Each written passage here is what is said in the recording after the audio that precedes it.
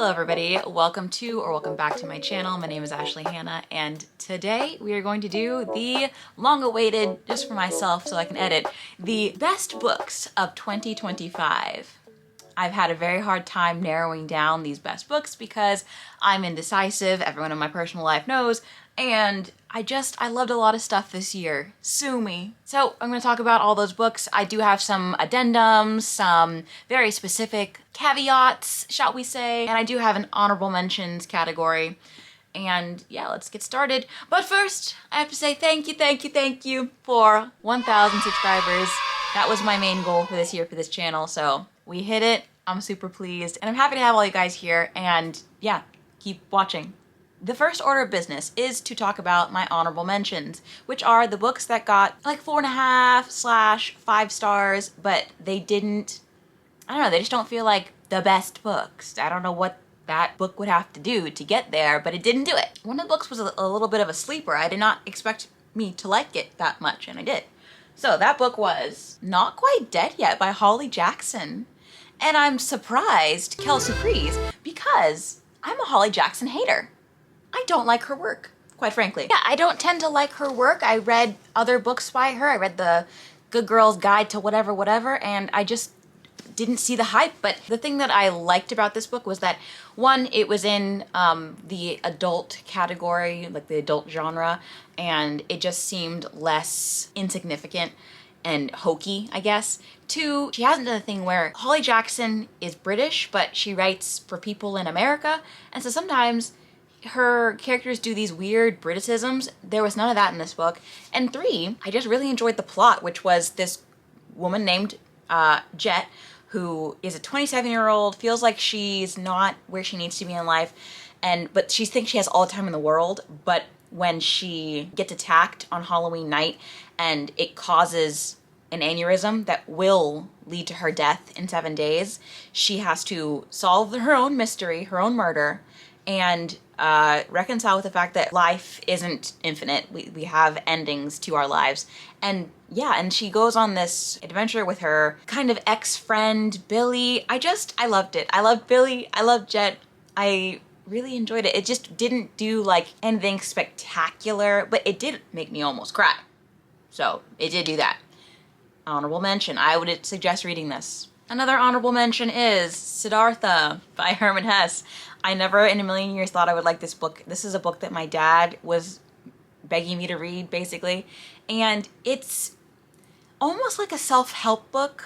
So that's why I can't put it in my top 10 or however many books I have, because it feels more like life lessons. And it's about this young man who, at the start of the book, he is kind of like his people's godlike figure. And for whatever reason, he decides to go on this mission to find whatever life means to him. He even meets the Buddha and says, that's all fine and dandy, but you know what? I'm gonna look somewhere else. I'm gonna find the thing. And he finds a lot of different things, a lot of things that people use to fill holes in their own lives, like, you know, sex, money, food. Like he goes to his rock bottom, in essence. And then he finds his way out of it. I don't know. This book is just very quotable. I can think, I can wait, I can fast. And it makes you feel good at the end of reading it. So yeah, I really liked it. And the last book that's an honorable mention, because I read this recently and it rocked my world. It really did.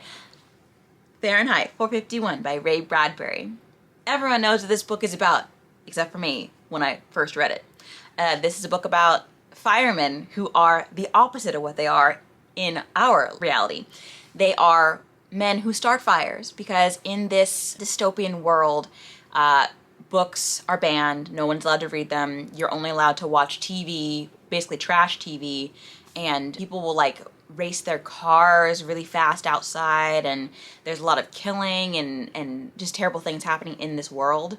And our main character's name is Guy Montag, and he is one of these firemen, and one day he finds a book and it changes his whole world, along with meeting this girl named Clarissa.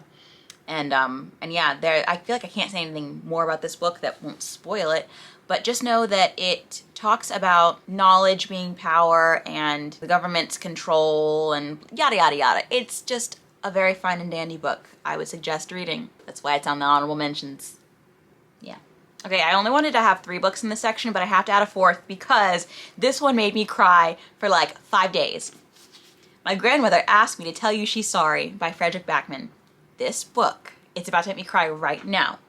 This book is about this little girl named Elsa who has this wonderful relationship with her grandmother. They have whole worlds they've created. They have this bond that can never be broken until Elsa's grandmother passes away. And so there is this whole list of people that Elsa's grandmother has given to her to say she's sorry to, because Elsa's grandmother was wild. So yeah, it's just like a little, kind of feels treasure hunty, very whimsical.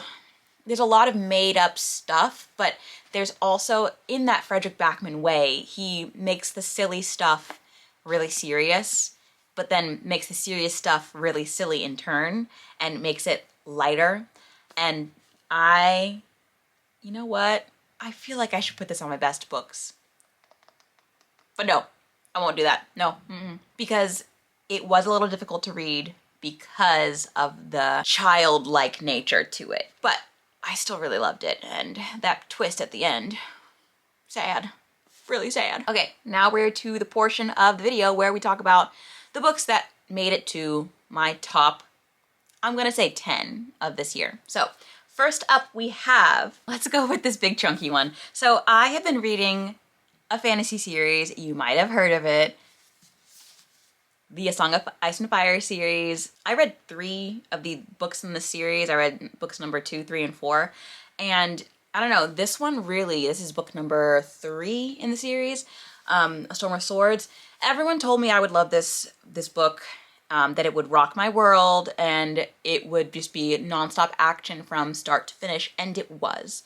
And I really enjoy the way George R.R. Martin writes the series. I think that he's just a masterful storyteller, and he's really good at withholding things, and he even writes in a way that, like, you're like, wait, did I read that? Did I miss that? And I'm very certain that he does withhold very key things, and I don't even care. It's just good. He even makes me like characters that I hated in the beginning. So yeah, this one, I can't even explain this one because it's the 3rd book in a series. But just know that if you do read the first book or the first 2 books in the series and you're like, should I keep going? Yes. Most emphatically, yes, you should keep going. It's great. Keeping with this kind of fantastical vein we're running in, let's go to my next book, book number 2, that was the best of the year. Lightbringer by Pierce Brown. This book was so good. I was putting off reading this book for a long time. As you guys know, like, I've had a lot of Pierce Brown's books on my top books of the year videos, and this one is no exception. This was great. This one feels a lot like a bridging book, as in not too much happens in this one, not too much action. It just feels like we're catching up on people we left behind in Dark Age, and except for the fact that your mind gets blown at the end because of one particular character, which did make me cry. But yeah, it just feels like we're getting back to our roots in this one. Like Darrow, I can't say any more names of characters because it'd be a spoiler, but this was a great book to lead into the last book in the series. When Red God comes out, I will be a puddle on the floor. So just know that. I'll be gone. Book number 3 on this list. I have to shout out all the classic lit that I read this year. I read a lot of classic literature. I loved a good amount of it. I really enjoyed most of it. And this book really, I don't even know why this book is in my top books, but it has to be. Of Mice and Men by John Steinbeck. This book was just so wonderful. This is a book about these 2 guys, these 2 friends. They are very different in a lot of ways. Even like stature, and in life they basically only have each other, but they head to this farm, and on this farm they meet a bunch of people, And it's a very short book that really tugs at your heartstrings because you know that it plays with human nature and with intention and jealousy and perspective. I love this book. I feel like it's mainly because of the way that John Steinbeck writes, like not his dialogue, but the things in between. There's a section here that says, as happens sometimes, a moment settled and hovered and remained for much more than a moment, and sound stopped and movement stopped for much, much more than a moment. Like those little things of describing a pause or like I just feel like John Steinbeck takes the little things that happen in life and he sums them up. He puts them in the format of a book. And I don't know, it just calls to me. I don't know. Does that sound pretentious? Probably, a little bit. But yeah, I really enjoyed it. Continuing on, book number 4 on this list. I gotta give a shout out to my man, Dostoevsky, because I love this little book. I realized that I liked a lot of shorter books, and I'm usually a long book gal. But this is White Nights by Fyodor Dostoevsky. This is a novella, but it's really good. And basically, it's about this, I'm gonna stop talking like that. It's about this man who is a hopeless romantic and who is just searching for love and also feels like his life is passing him by and he hasn't done anything with it. And then he meets this girl and they tell each other their stories and their plights. And it just makes me so sad at the end. Anyway, there's not a lot to say about this book except for the fact that it's 52 pages long. And it does so much in those 52 pages. And you get angry towards the end, towards a certain character. And that's all I can say. I mean, the back of the book says, this is a deep and moving story of a young man battling with his inner restlessness. It's true. He does. It is. That's all I have to say. Honestly, books number 5 and 6, respectively, are both by an author that has become a favorite author for me. Like I will buy anything she puts out. So Claire Lombardo, please hit me up. I know you probably don't have my email, but it's in my description. I love you. I read The Most Fun We Ever Had and Same As It Ever Was this year, and I was beguiled. I was enamored. I read this one first, and that's what made me pick up this one. But Same As It Ever Was, I think I like this one the most, but I don't even know because they hit in different ways. This one is about a family of 4 sisters, mom and a dad, and they are all kind of like, they've all scattered. They're all adults now, and they've all scattered, and they're all dealing with things that they haven't really talked about with their parents or with their siblings. The main drama is that one of the sisters, Violet, has a child that she gave up for adoption, Jonah, and he's come back into the picture at 15 years old, and she didn't tell anyone in the family that she had a baby, really. And that just brings up a lot of stuff.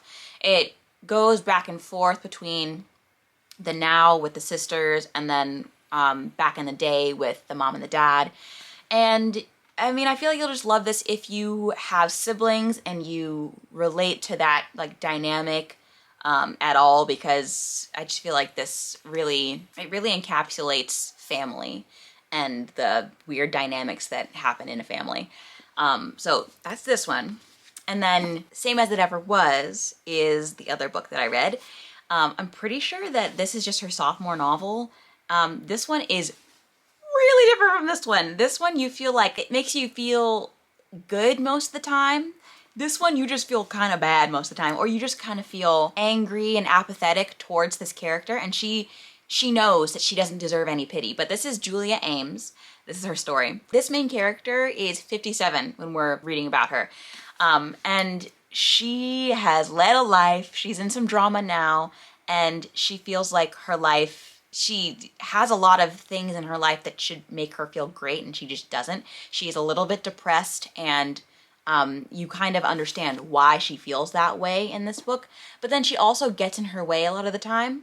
And, you know, she has 2 kids. She has a husband that loves her, and she just messes it up time and time again. And so you're along for the ride with her as she tries to just figure it out. At times, I wanted to pull my hair out when I was reading this book.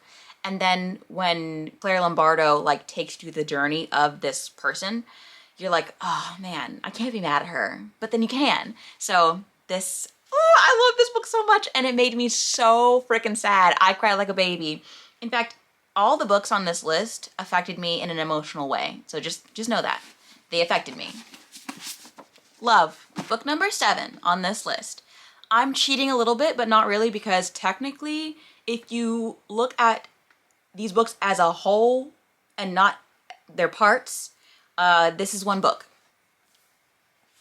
Ugh. Okay, The Chronicles of Narnia by C.S. Lewis. These books I read for the first time this year. I started, like, this was the first book of the year that I finished, The Lion, the Witch, and the Wardrobe, and I was hooked. I was never a Narnia kid growing up, and so I really figured that I would not be a fan. I was like, I think I tried to read it once when I was younger, and then it just didn't take. But these are it. I love.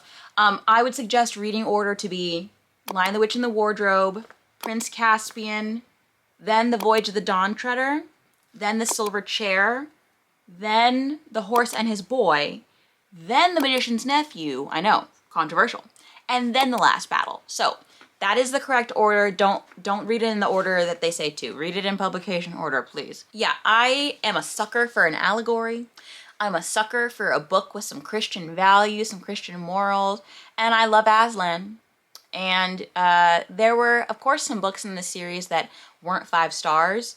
So, I mean, in particular, I didn't really care for The Silver Chair. But as a whole, the series just takes you through a grand tale. And if you read them in the order I specified, it just makes you go, oh, and there's that connection there. And it just makes you feel like a super sleuth. And The Last Battle, my goodness. Like, The Last Battle and The Magician's Nephew, ugh. And the fact that C.S. Lewis was able to take these stories and, well, not stories, take this whole faith, this whole idea, and to simplify it and make it so that if you're a child, you really can't tell what's happening. Like, if I had read this when I was a kid, I would have been like, that was an okay story, but reading it as an adult, I just saw everything, and that's what I love. I saw everything. Oh, I love reading so much, you guys. This is one thing that, like, when I reread or read children's books and they don't make me feel like I'm too old for it, that's when you know you have a good one on your hands. So, again, highly recommend this series. Book number 8 on this list is Penmark by Susan Howich. This, I have a lot of videos for these books. Luckily, I get to look back on these videos and see what I was feeling when I was reading these books. I have a video on this book, and this one is about this family. It's a family saga that spans generations, and it starts with this family that really wants to own this house. Like, that's all they really want, and the mom will basically do anything to get it. And it follows the different people in this family, and all of the drama, all the tea, all the gossip. And I started reading this book 20 years ago, and I stopped reading it because I really enjoyed it. Because I was a kid that was like, if I don't want something to end, it won't. So I got to, this book is done in like different volumes, different books, so each book is following a different character and their biography. And so I got to the last biography and I said, that's it, we're done. We don't need to know anymore. And so I actually read this book, read it all the way through, got to the last perspective, and I was like, yeah, this is a great book. This is a 5 out of 5 stars. It just feels like, a classic. I don't think it is technically, but it feels like a classic. And it also doesn't feel like it's old at all. This book is set in as early as 1890, and it goes till about 1945. And it does not feel aged or dated in any way, and it just feels like it's a book about life, jealousy, greed, and all the books in it are focused, all these people that they're focused on. It has different dichotomies, like honor and dishonor, love and hate, good and evil, truth and falsehood, and justice and injustice. And yeah, I think that the crazy thing for me is that a character that I hated when I was a kid, I came to be indifferent towards. I don't necessarily love the character, but see the I see the good in the character and everyone's side of the story. I don't know, there were some heart-wrenching scenes in this book, so I would be careful with this one. There is a scene that is very, for want of a better word, very rapey, and I can't believe I read this book when I was a kid, because it's a very difficult scene to read, but yeah, this is just, wonderful book. I think this is book number 9 in this video, I think. To be honest, I don't remember a lot about this book, I have to tell you. Cover story by Vara McFarlane. She basically gets a spot on every single best books video I do because I love her work.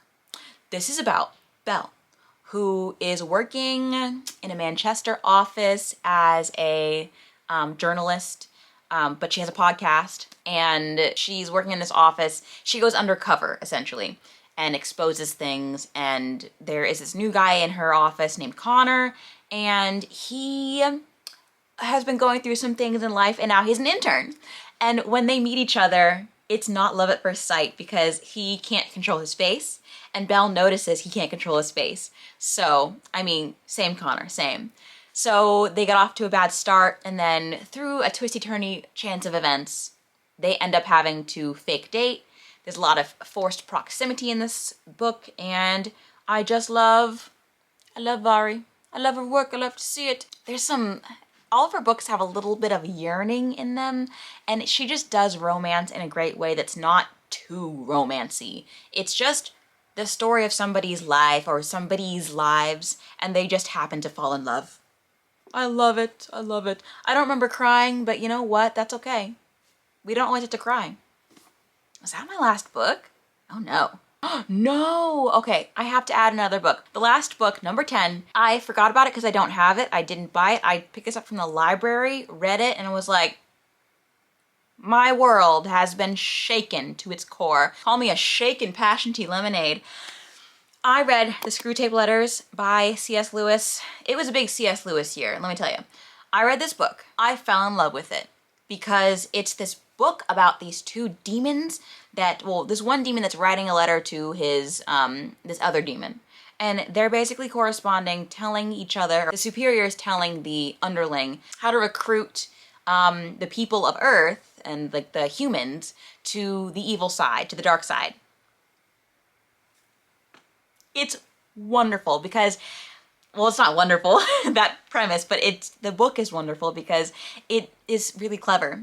It's basically talking about, like, the demons will say that everything is flopped. So our good is their evil and vice versa. So it's just a really clever story. And in fact, it's not even really like fiction. It feels so nonfiction, for lack of a better word. And the thing I love the most is that C.S. Lewis, he hated writing this book. He loved writing the Chronicles of Narnia because it was a good and pure story. Like, of course there's evil in it, but it gets vanquished, obviously. It's a children's book. He disliked writing the Screwtape Letters because he had to get into the mindset of this demon, this evil, and he had to make it seem like he loved writing it, right? Because it's from the perspective of something that loves anything bad.